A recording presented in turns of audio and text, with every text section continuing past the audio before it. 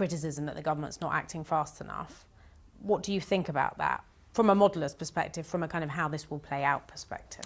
Yeah, so I'm a simple modeller, and so I would like people to do exactly what I tell them all the time, you know, because then I feel confident that I could manage the epidemic.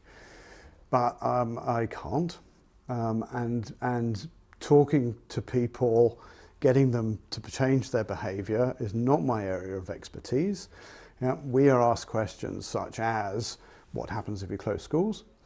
Up to us to decide how schools are closed. What do you think about school closures? So school closures are interesting because they really depends on what the children do when they're not in school. So when the children are not in school, then you end up with somebody has to look after them.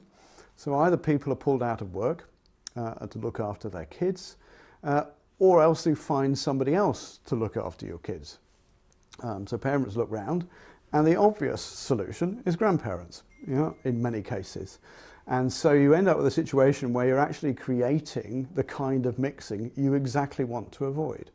And so I think closing schools will stop a little bit of transmission between the children who are not vulnerable, but potentially increase the transmission to the vulnerable sector of the population. So I think we just have to be very careful in terms of closing schools that we don't make things worse.